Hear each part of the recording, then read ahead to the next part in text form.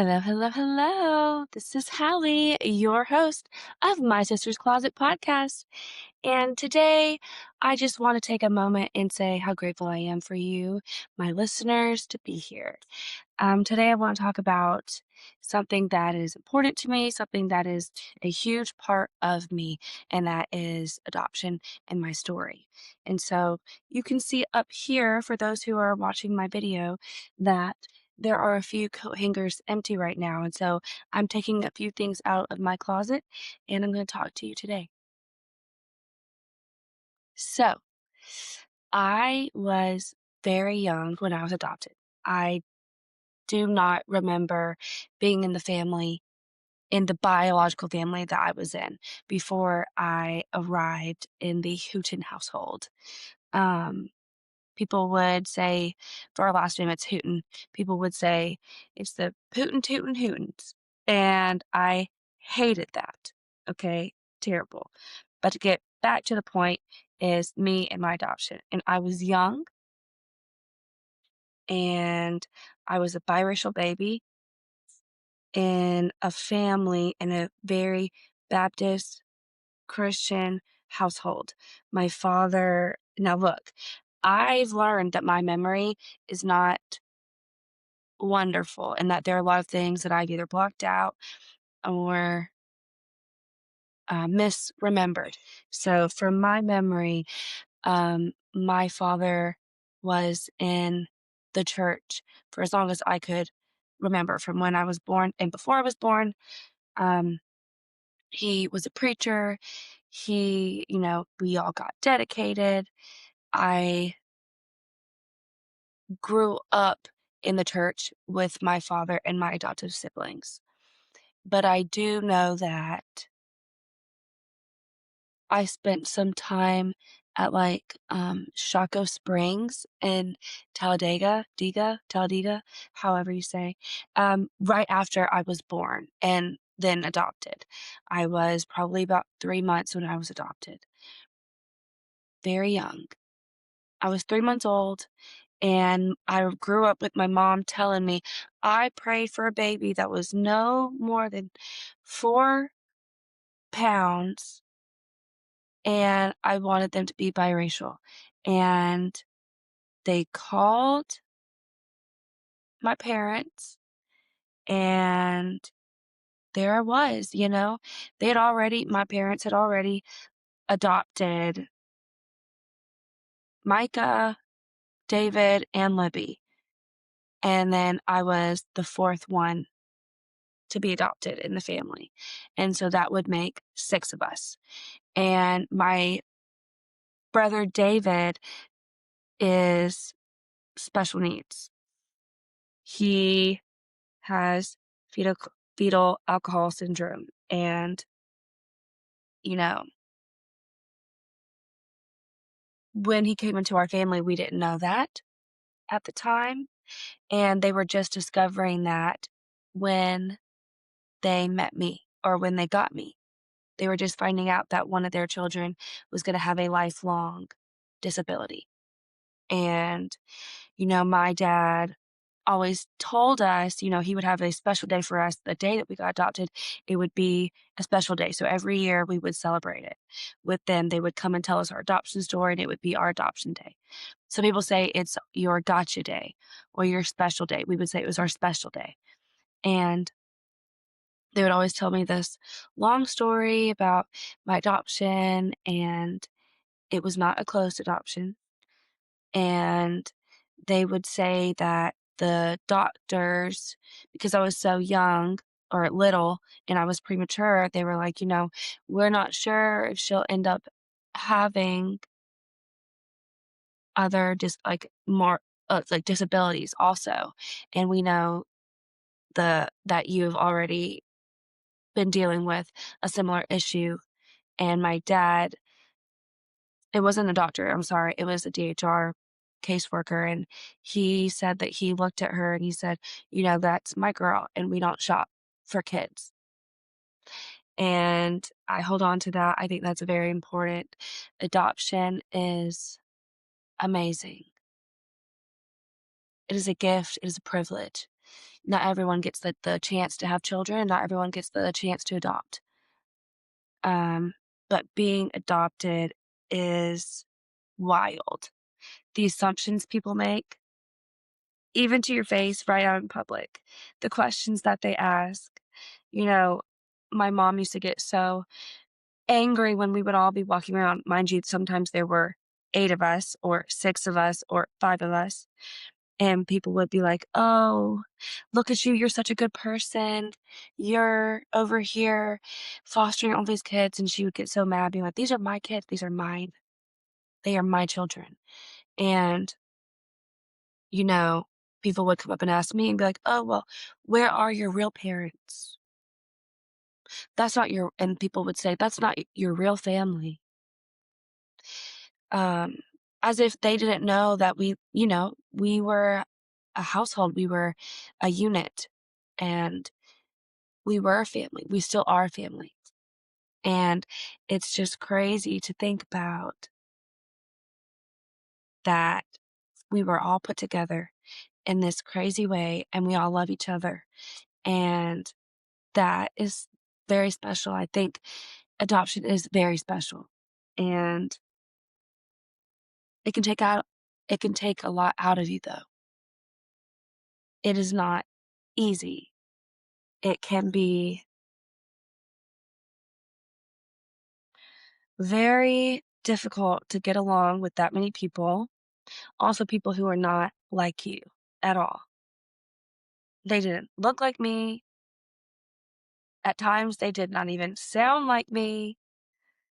I was born in Alabama. I'm Southern, and even though I feel like sometimes I don't sound Southern, I am reminded when I watch certain videos that I am. And my parents, I am 31, and my parents are in their 70s. My adoptive parents are. And so that means they were in their 40s when they got me. And you probably are thinking, what are 40-year-olds doing adopting their, what is it, their 6th child? Much less the fact that they adopted 2 more after me. So they're in their 40s, they're mid-40s at this point, which means they've already lived a whole life.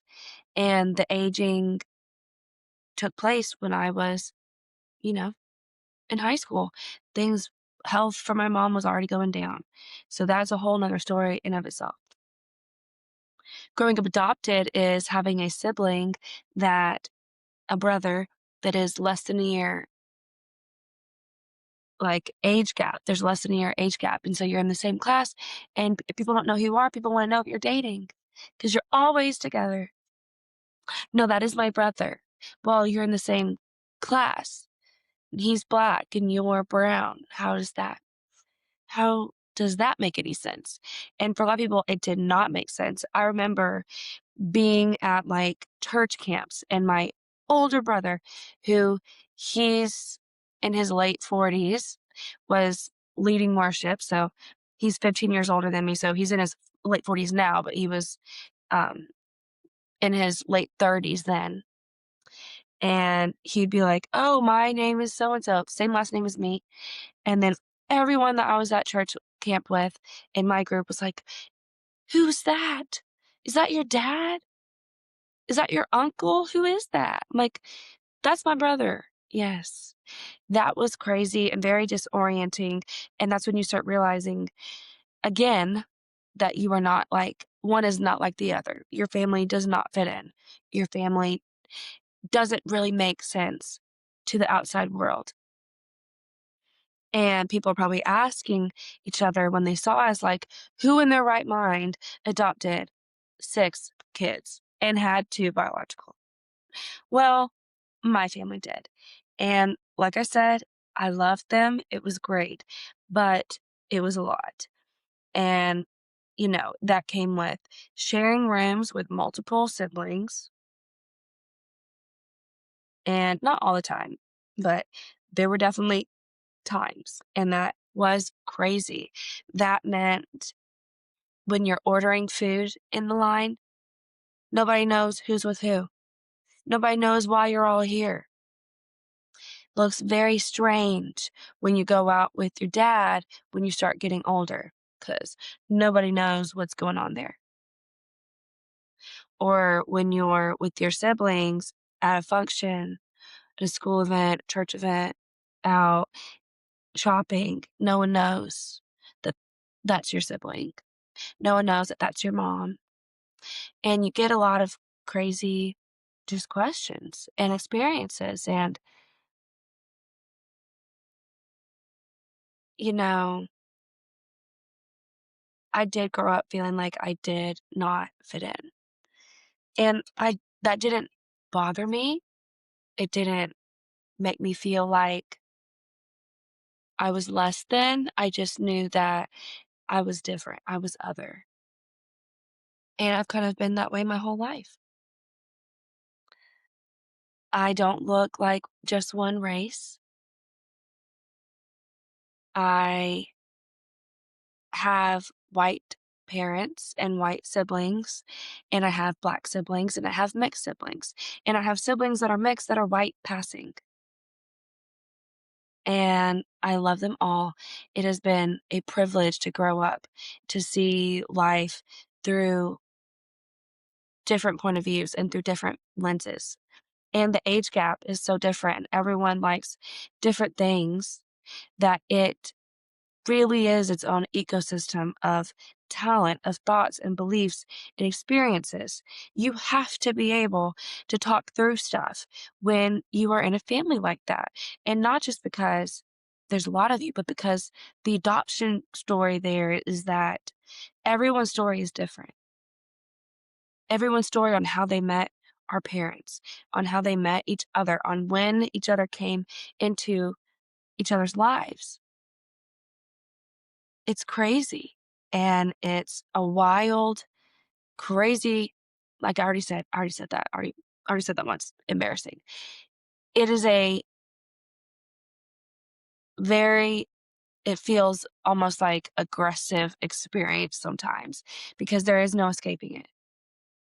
If from now on until from when I was born up until now, up until past now, or it will be then, my outings with my siblings, my sister used to be like we would go to the beach and we would be out to eat, and I'm with my 3 sisters, and, one's black, 2 are white, but look white, one's mixed, and then I am too, biracial, and should I say triracial?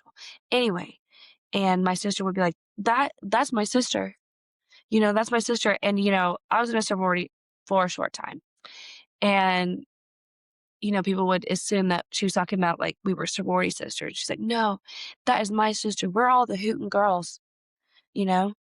And she was so proud of it, and I'm so proud of it, and I remember growing up and, like, being like, "I gotta be like a cheetah girl," because I just loved that movie because we didn't look alike, but we were sisters and we loved each other, and I always thought that was so special, and even the part where it was like that Cinderella song where it was like, "I'm gonna rescue myself," and we always have been rescuing each other and ourselves in the process, and it has been an unexplainable time with them, and there are many more stories, but that is just a brief introduction to being adopted, at least from my experience. I plan to talk to you about that more, and I plan to talk to you about what it's like to have a lot of siblings, and I want to get into all that and start really exploring what makes a family or a unit a unit. So, anyway, guys, that's a part of what I was pulling out for you, and I want to hear, do you know someone who is adopted? Are you yourself adopted? I'm wondering, do you get the same question of, is that are those your real parents? Or do you know who your real parents are?